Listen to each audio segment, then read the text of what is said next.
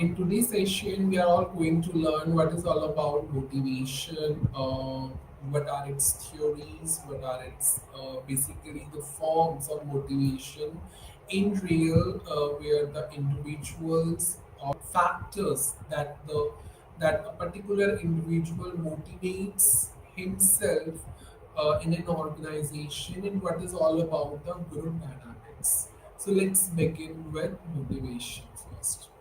So, what is the definition or meaning of motivation? Motivation refers to all those forces, whether internal or external. Internal, the motivation comes within. External, it's external environment, which results ultimately or work towards the goal or any behavior, and that's called motivation. So motivation are the internal and external forces which mainly works towards the directed behavior. That means that always push you to reach or to achieve the goal of a particular individual, and that exactly called motivations, and it refers to a process of sustaining and arousing, that is goal directed behavior. That means the individual always work for him or always affected by the external factors, that is external forces, and that's called motivation. So let's take up an example. Motivation helps to maintain, to reduce the extra weight of a particular individual. That it also pushes you to get a promotion at work, so that's called motivation. If anything that pushes you to get a promotion at work, that's called motivation. If anything that makes you develop or maintain or try to reduce the extra weight, that's called motivation, because that's you can say force that makes you to develop to reduce your extra weight. And see, that is the external forces that pushes you uh, to get the promotion at work, and that's all motivation. So motivation are equally important for everyone who are really want to reach up a success, and ultimately if not, it goes down as a failure. When we talk about motivation, everyone has a motive to earn some rewards, a motive to fulfill or to satisfy him or herself. So definitely, if you want to buy a car, so definitely there is a motive of an individual to get a pleasure or to get a comfort while driving into a new car. That's called motive. So motive is a energy which moves a person to act, to behave, and that motive is actually an activating force for motivation. Because when there is a motive, you can motivate yourself to achieve something, to achieve any product, any reward, any promotion in an organization. When we talk about the old or traditional terms for motive, we are talking about the needs and drives. So obviously, when there is a needs, definitely there is a motive. So when there is a motive, motivation always comes within. So that's called exactly motive. So there are the three main features of motive. We never observe the motives directly. It always comes indirectly, because that's your internal force. That's your energetic force that comes within, and to make a person to act accordingly. So that's called exactly one of the feature of motive, that we never observe them directly. They are inference from behavior, and automatically they are outcomes. They are actually outcomes from your behavior. That means you are working to achieve your motive, and that is one of the feature of motive. We may or may not be aware of them. It's very true. We don't know whether the motive can can be achieved or can be aware or not. So it may not be aware because we don't know what motives we When the truth actually offends uh, me.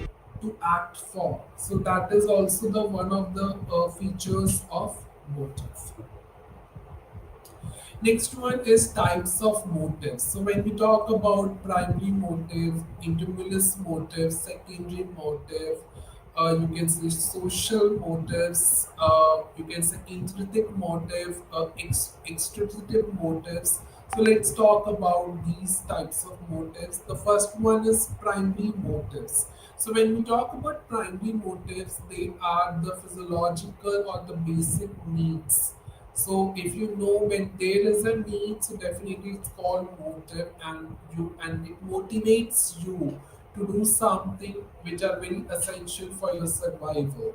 For example, hunger, pain, thirst. So if any pain in your any part of the body, so automatically you walk.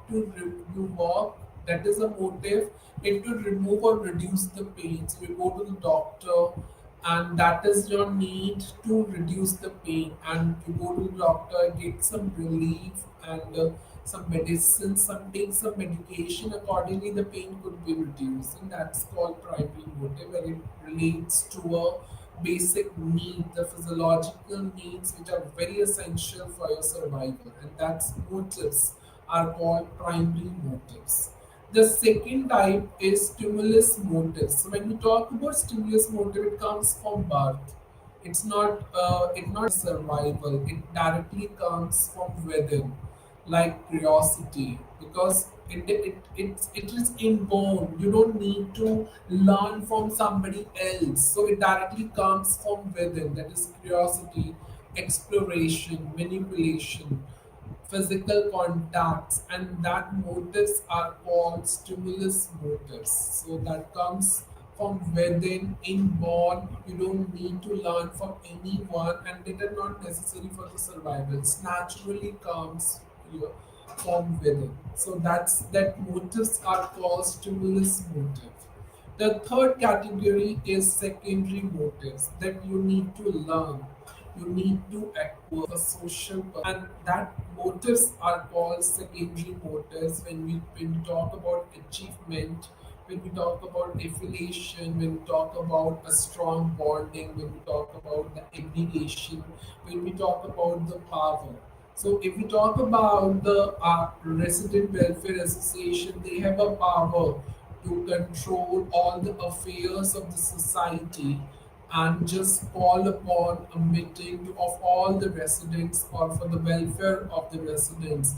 And that motives are called the secondary motives. When we talk about the primary motives are the needs which are very essential for the survival. So once your primary motives will get achieved, the secondary motives would come. That is achievement, affiliation, aggregation, power, rewards.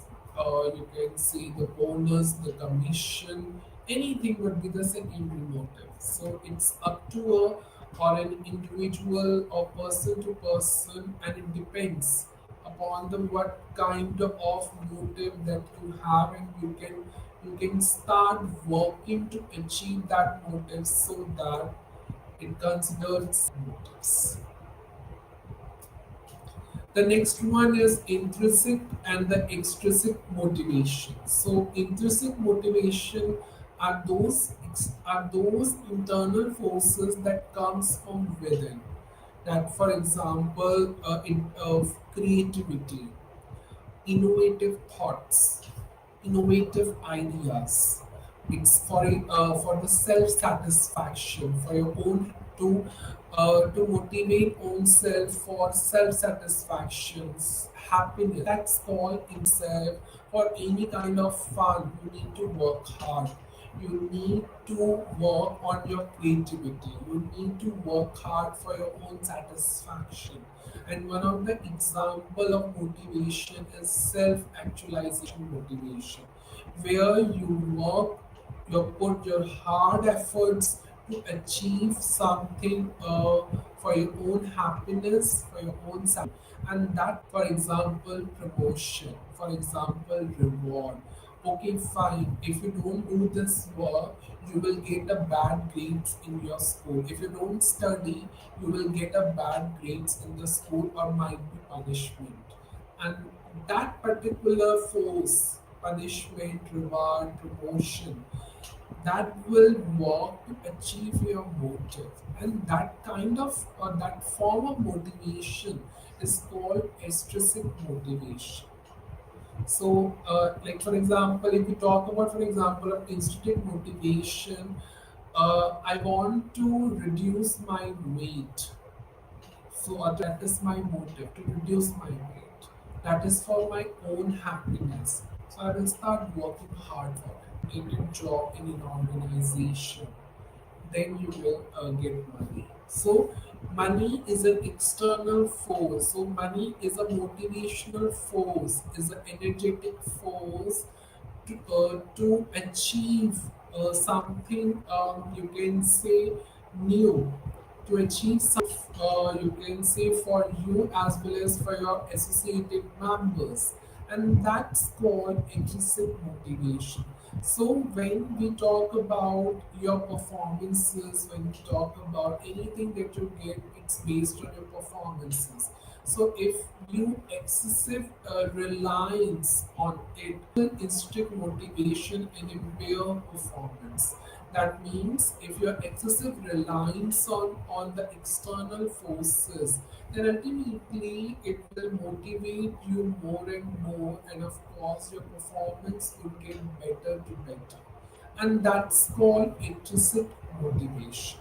So these are the two main types or forms of the motivation which are very important to understand. So intrinsic motivation, it comes from within, but it comes from the external forces of environment. Like if you do something wrong, you will get the punishment. So if you know that the punishment is your external force, automatically you start working to improve or get good. And of course it is unlearned in nature, so you cannot learn about it. It's a natural process that you can see comes to motivate.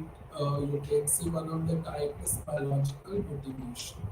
So whatever the you can say the insulation, the hormones, the arousal state, the departure of homeostasis, the sensory stimulus that is inside the smell of the food, the image of the opposite sex or pain.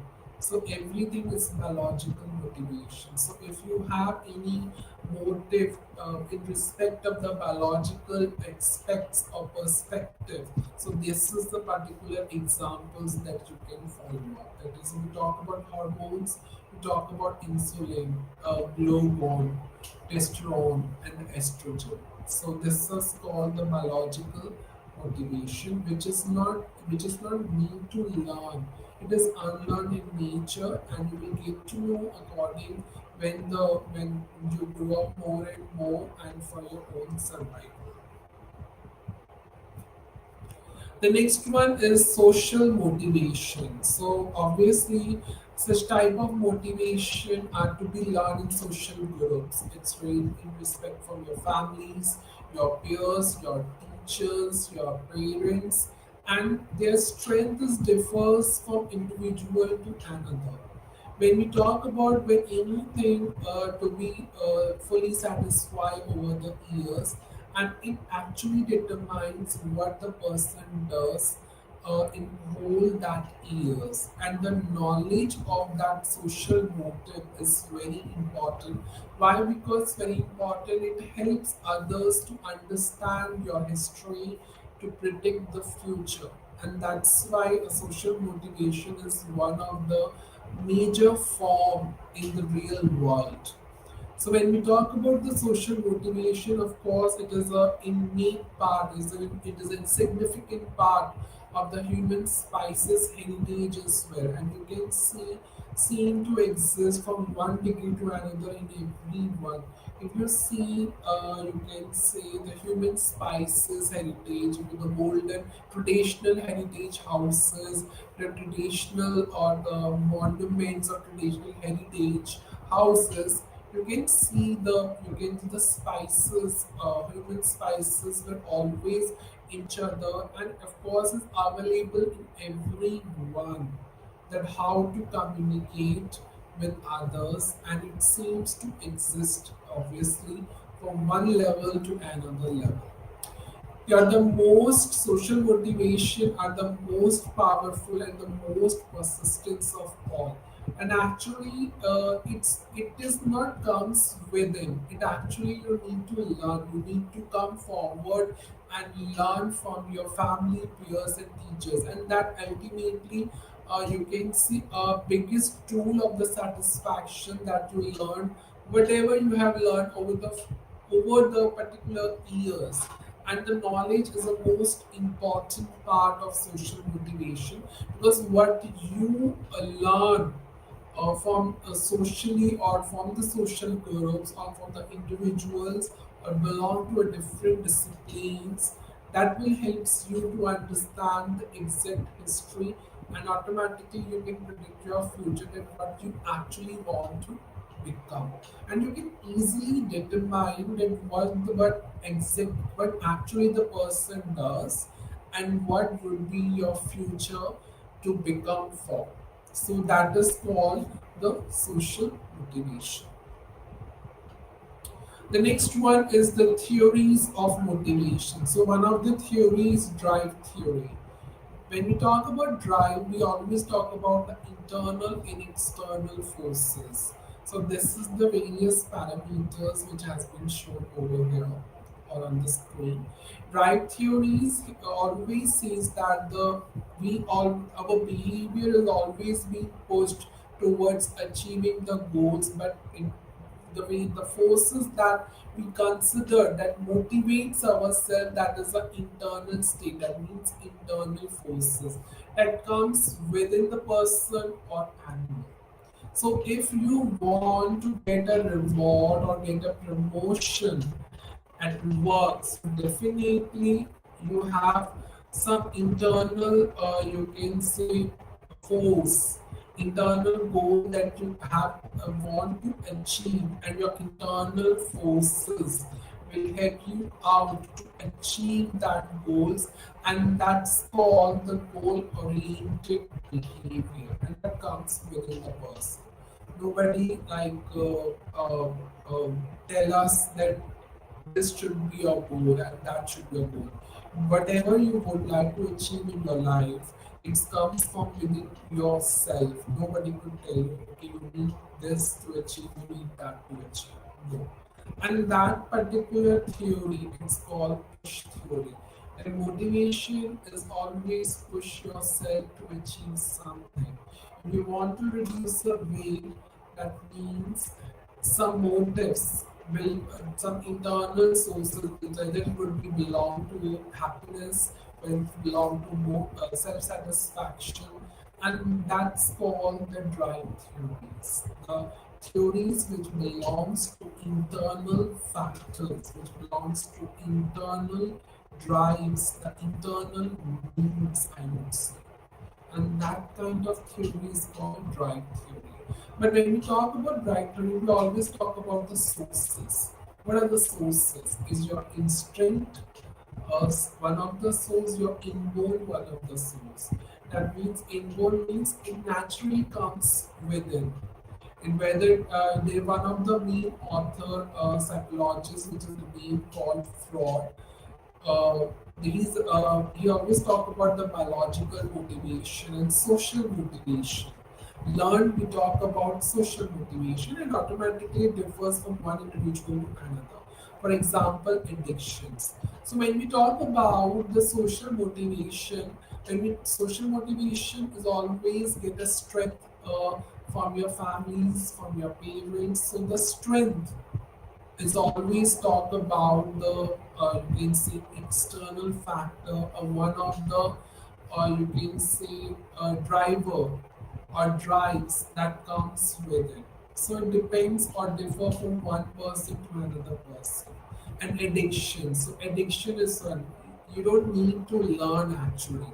It is inborn.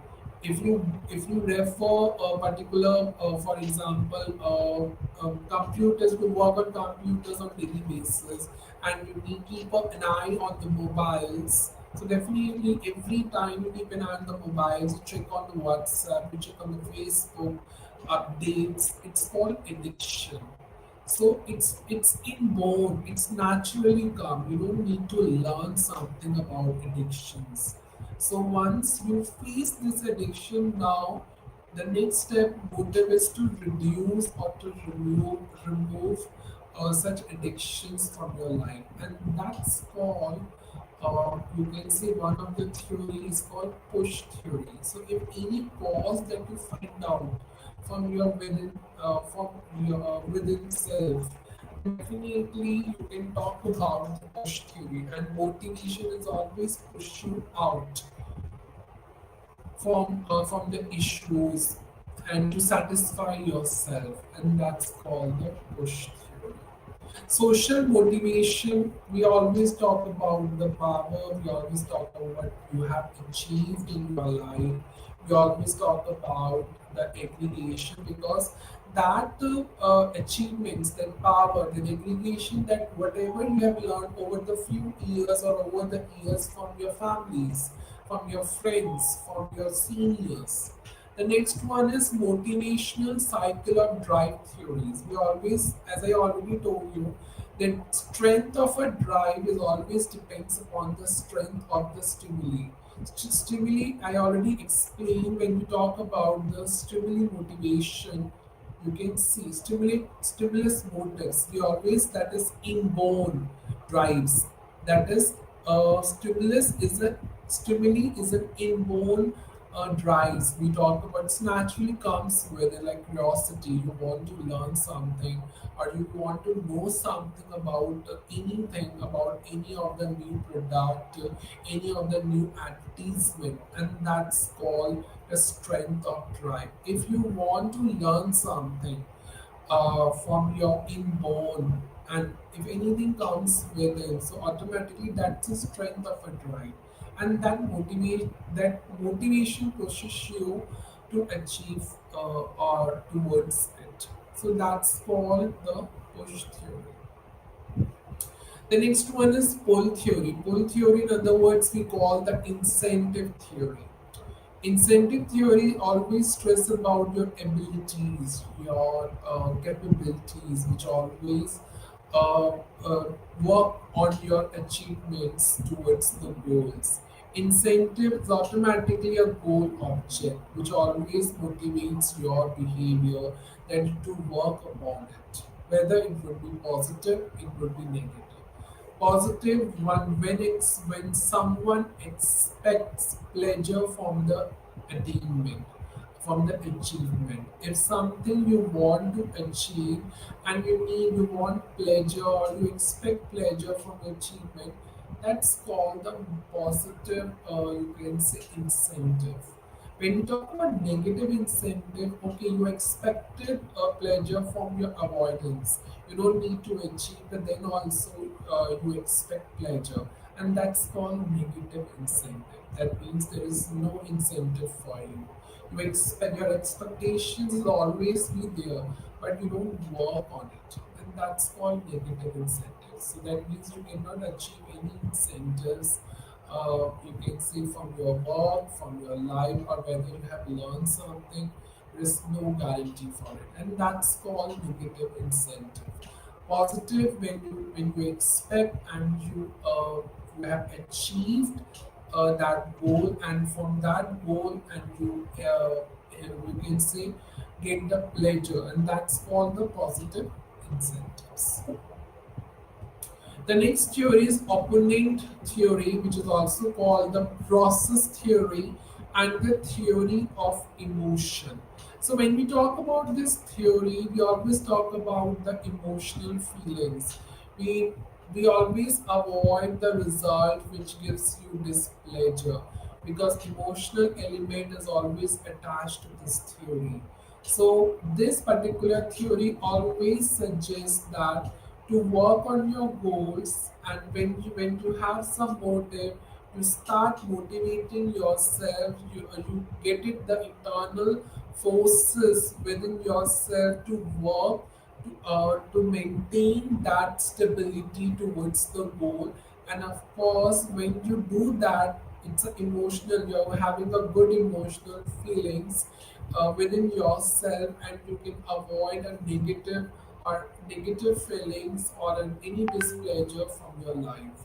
So this particular theory is always be applies in a real life. That's called emotional theory, and that comes in the form of process theory. When we talk about basic nature of this theory is observation, because emotions are always a motivational forces or force which always work to achieve the particular goal in an organization. And that's why we always talk about this theory that is called a process theory, a theory of emotions. When we talk about the you can see motivations, goals, and ultimately the employees, which are always interrelate these two particular terms. The next one is optimal level, which is always called a best theory. In other words, we call just right theory. It means your behavior, your action is always directed to maintain an optimum level of arousal or a state of homeostasis, an internal physiological process. That means the stress, that means the workload, the hectic schedule that reaches your optimum level where your internal physiological process would begin. Okay, I have a plenty of work, so automatically I feel very stressed today. I'm not feeling very happy because of the stress. So this is a natural state of homeostasis in your internal physiological process. So if you are facing workload, if you are facing stress, so automatically your state of homeostasis in your physiological process would begin. I'm not feel happy today. I feel very depressed, very stressed, I feel very anxiety. I don't want to interact with the people. So this state of hemostasis, an internal physiological process within comes within yourself. That exactly called just right theory, and it is very important for every individual to face this state, that is workload, you can say hectic schedule, plenty of the meetings. Ultimately, you cannot able to focus on the official work. So these type of examples would comes optimum level, because now the level is optimum. I am exhausted. I cannot do more. I'm totally tied up of the work, and these kinds of behavior you can see in your offices, you can see from your own himself or herself, and that exactly called the optimum level, the best level theory, just the way we speak just right theory. Now we talk about the causes of motivational problem. Of course, motivation is one of the you can say energetic effort, the energetic force that ultimately show up your behavior towards goal-oriented process. But automatically, on the other hand, of course, it's problem. Of course, if we talk about motivational problems, of course, there are causes. There is a belief that efforts will not result in performance, and that's very true. It sometimes happens that you expect I will do the more and more efforts to complete the project, but ultimately that efforts will not shown in your performances. and it automatically believe when it comes to motivate someone, and that is also the one of the cause of the motivational problems. Sometimes there is a beliefs, there is an assumptions is always problems create when it comes to motivate your subordinates to your superiors, and that is also one of the cause as well for such problems. The belief is the efforts will not result in your performance. Believe that performance will not result in rewards. Your performance is very good. Excellent performance you have done, you have performed in your project, in your task. But ultimately, what? The exactly reward, also the good reward, is to be given to the employees. There is a belief in that. The belief is ultimate cause of the motivational problem. So the people, the superiors will not motivate you just because of this belief, and that is the ultimate cause of the motivational problems. So when we talk about when you value a person and when you put a person uh, in your particular life or hold a position in your life, so automatically your preferences a person has always goes on, and it rewards something. It have a certain rewards for it, and ultimately expect the rewards. So if I value my manager, so I always expect that I will do my best performance, and automatically I will get a good rewards from that manager. So this is also the one of the cause of the motivational problem, which is ultimately what we expected from a reality, but it doesn't happen just because of these particular causes. It's called belief. The value that you expect from the value that you give from to a person, that person will not give the same value, and the preferences ultimately a person differs, and that's the one of the cause of the motivational problems. The next one is instincts. Instincts are the biological sources of energy that exact demand on the mind. That instincts, that means whether what is exactly that you feel for towards a particular situation, event, or particular towards a particular person or any object. So if you go on a road and you have an instinct that this road is not exactly good for those people who have always drive so harshly. So definitely you understand that it's I will not go from this particular road or route, I'll go some other route. So that's your instinct says within itself. So the one of the psychologists has already told that instincts as a drives in an individual, and it always compel one to behave in a certain ways.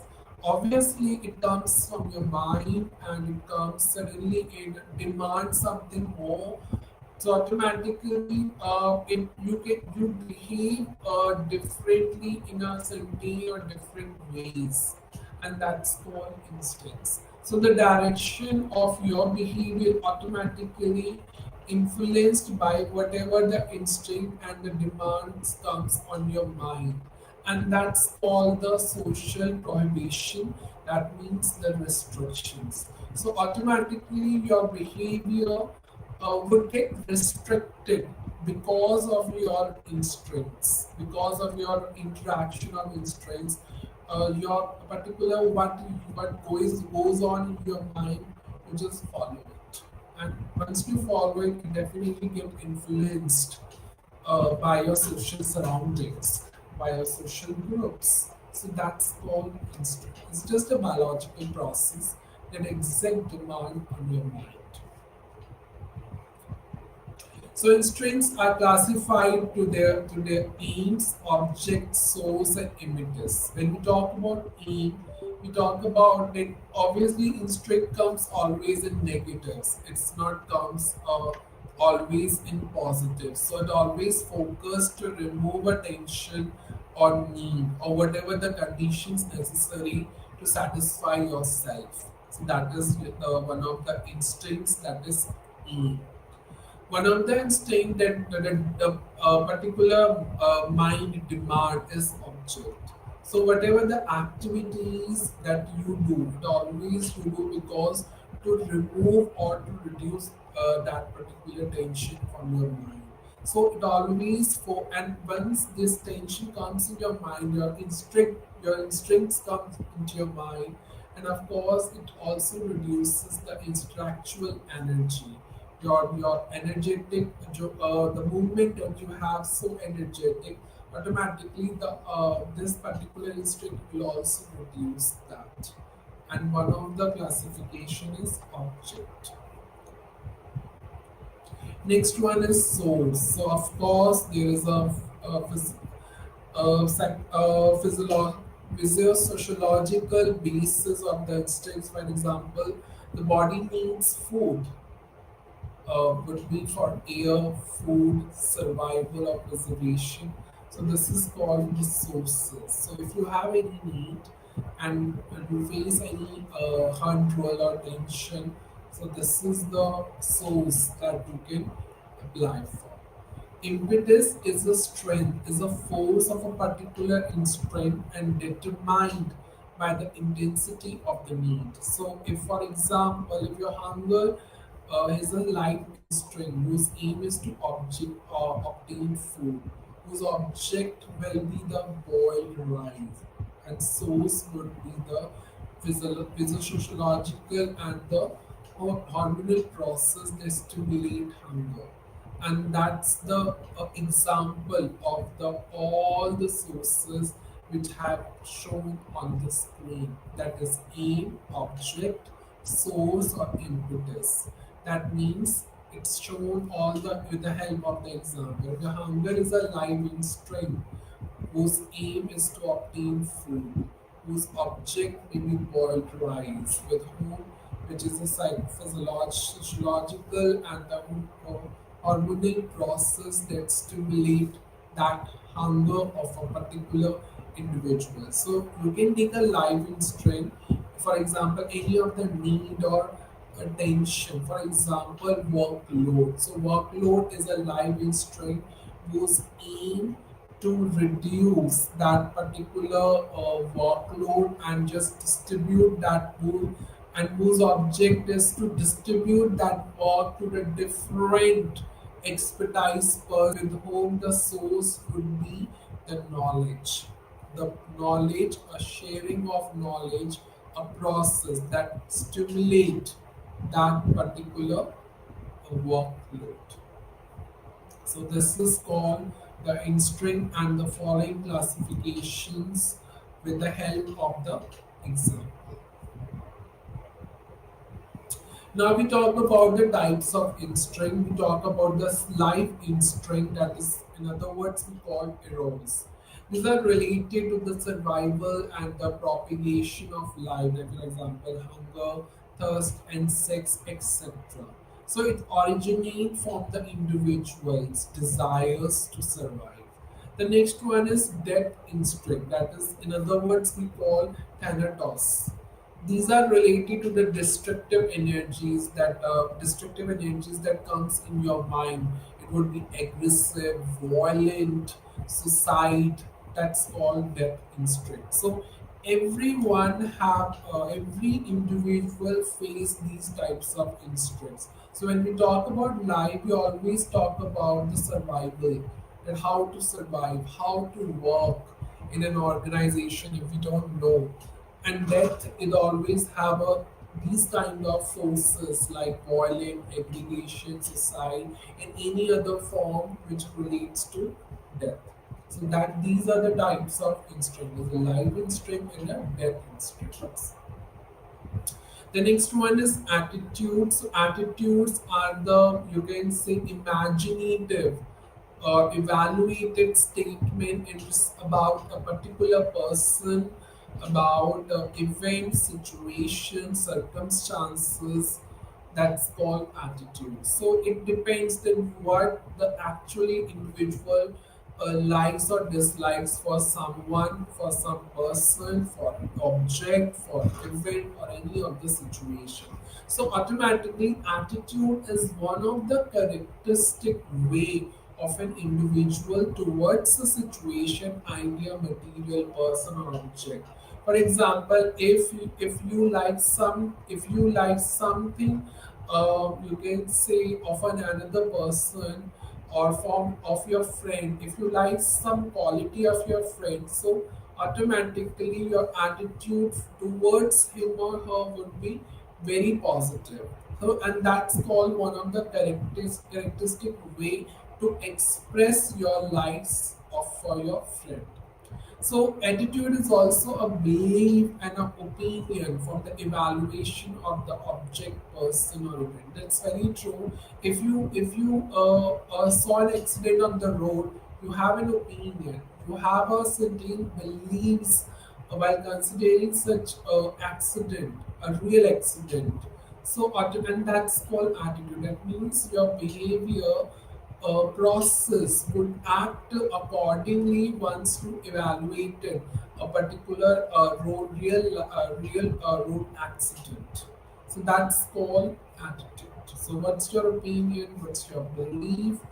Shown from the evaluation of an object, person, and event. That's called attitude. Attitude has a great impact on individual behavior. It's very true because attitude belongs to positive and negative. If you're giving a negative attitude, automatically individual behavior or the other person behavior will also get impact. And attitude, you can say, have accompanied by a strong feelings which call sentiments. Of course, if you are giving your opinion for someone, and automatically the sentiments of that person, the other person, will also get hurt, and that's called attitude. Individuals' way of representing their religious rituals, parents, teacher, professions are the examples. For example, the South religious rituals, and the North Indian religious rituals. They are also one of the examples of attitude, and that's called conceptual meaning of the attitude. Types of attitude, we talk about the positive attitude and the negative attitude, which I've already told and while explaining the overall meaning of the attitude. When we talk about positive attitude, we always cope up with the daily affairs of life. It comes it's a state of mind actually, which is a worth of developing in strength. For example, constructive thinking, creative thinking, expecting success, motivation, optimism that to work towards achieving a goal, and that's called positive. So if you want a reward at work, so definitely that's called positive attitude because something that motivates you within own self. That means curious, work hard, put your hard efforts to achieve it, and that's called a positive attitude. If you are having some positive opinions towards someone, it's positive attitude. Negative attitude, it leads to bitterness, a purposeless life. You don't have any aim in your life. You're not working to achieve something good in your life. That is, and you become having ill health or high level of stress, depression, and that's called negative attitude. So if someone positive person comes in your way, your negative attitude will automatically leads to ill health and level and increase the stress level. And that's called the negative attitude, and these two one of the types of attitudes. Components of attitudes, they are developed by ABC model. What is A? A stands for affect, B stands for behavior, and C stands for coordination. So when we talk about affect, we talk about the emotional response that a particular individual expresses towards a particular person, uh, what type of preferences for any organization or entity. Behavior it talk is all about the verbal or typical response of an individual and how they behave towards a situation in front of a person. Cognition, we talk about the overall evaluation of an individual belief and opinion about a situation or object. It could be a direct experience, it could be through observation, learning, or it could be through interview procedure. So that's for cognition. So this is the components are ABC model, A for affect, B for behavior, and C for cognition. Factors, there are various factors which influence attitude. The first one is direct instruction, family, prejudices, corporate law and order, culture, obviously different cultures in our country, so definitely it would influence our attitude. Personal experience, as I told, a direct experience. Once you have a direct opinion towards a person or object, so automatically your attitude will get influenced easily or directly. Media also, because if some of the news which is inappropriate for the users, then also it shows negative or positive attitude towards the media and the people who are working under media. Education, we are always talk about the teachers, we are always talk about the principals. The teachers who teach very good have a positive, who teach very bad ultimately have a negative attitude towards them. Religious institutions, of course, we talk about into temple, we talk about the masjid. So automatically the people behavior and their attitude will also get influenced. Economic status and occupation, of course, if a person is a chartered accountant or a financial chartered accountant, so automatically the attitude of an individual would get changed towards them just based on the occupation. Same for the economic status, who are always uh, classified into rich, poor, and middle class. So automatically the attitudes towards the status will also get changed. It would be positive, it would be negative as well. So if we talk about the low section or a low you can say category of the people, so automatically our attitude will also get changed towards them. It will be negative, some negative or some positive. It depends person to person and differs to an individuals. So all these factors definitely influence our attitudes. Attitude change. Why the attitude change? The attitude change, of course, for the following method: self perception, that you perceive for your own self.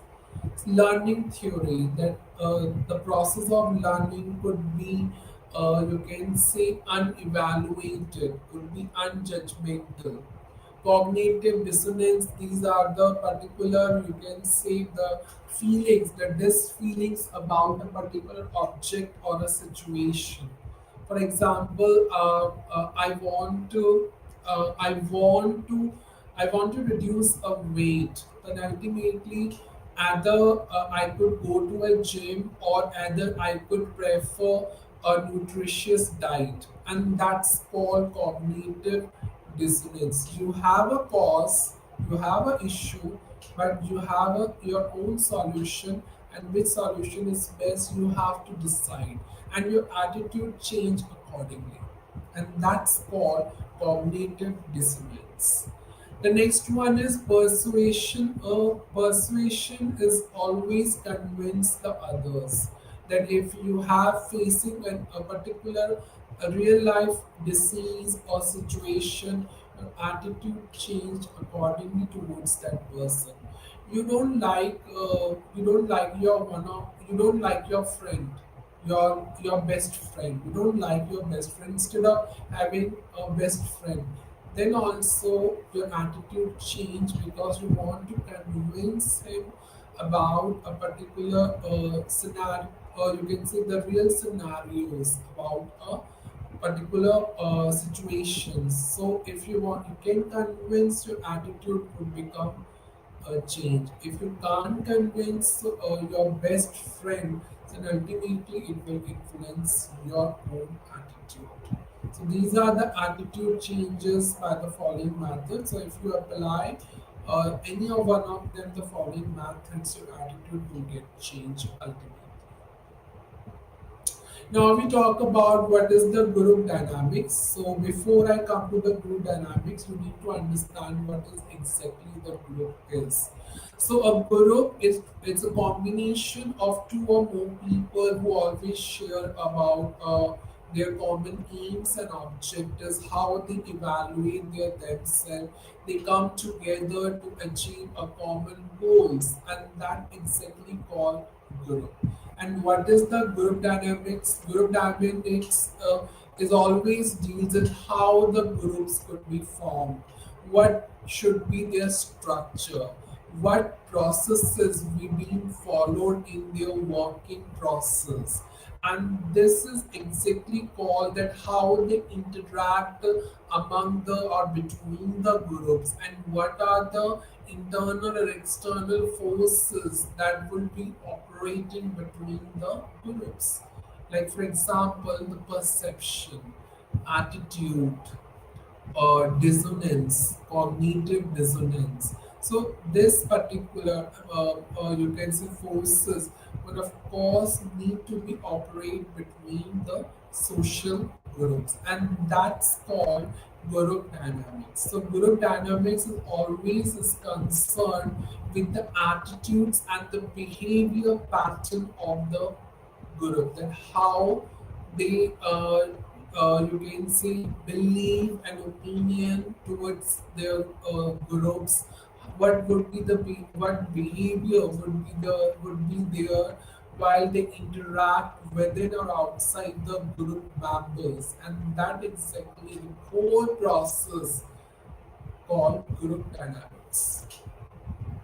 Features of group dynamics. The first one is group orientation.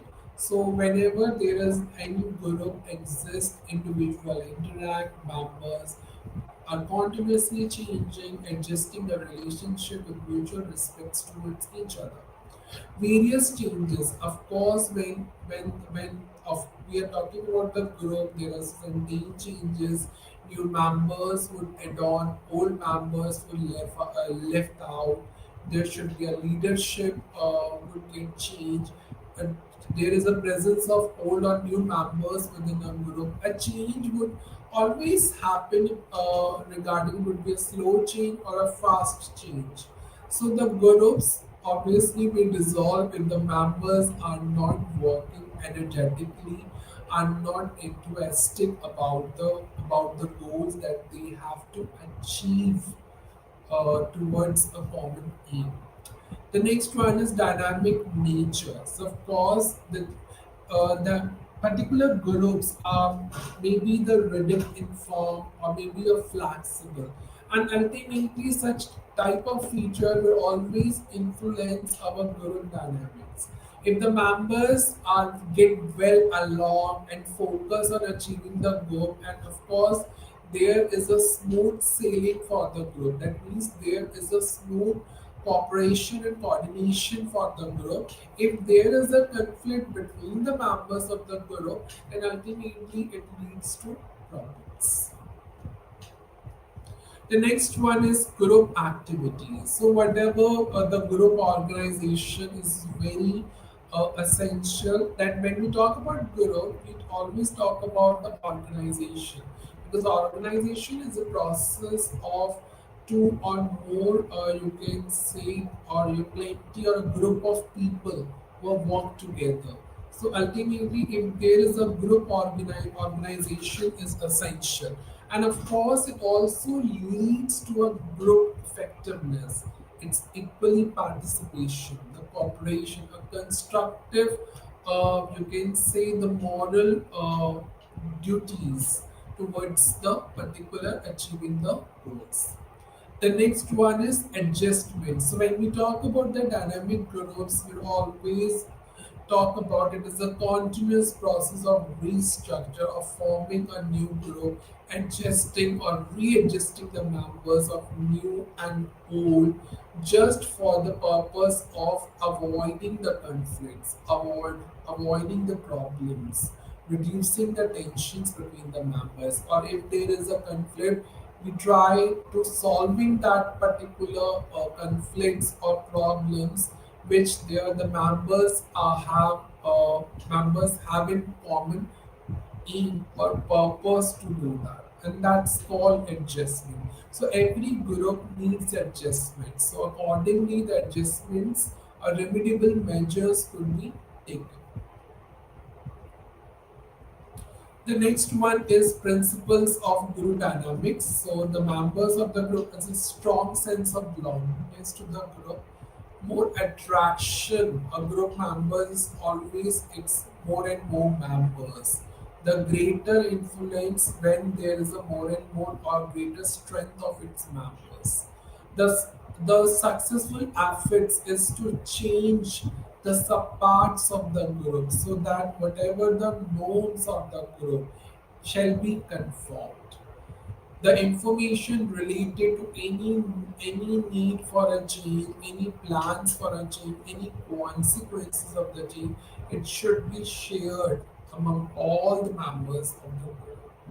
The changes in one part of the groups obviously produces the stress on the other part. So the main of the principle is to reduce it by eliminating that change or bringing the readjustments in the relative parts of the group. The groups arise and functions depends on the common goals and motives. The intergroup relations or whatever the group organization members participation is very essential for all effectiveness. And of course, the last one of the principle is the confidentiality is a major requirement which is to be achieved by mutual respect for one another. And of course, the mutual respect is one of the uh, variable of confidentiality. So that's it for today. I come up with an upcoming session for more and more interesting, important topics. So thank you for listening and namaste to all.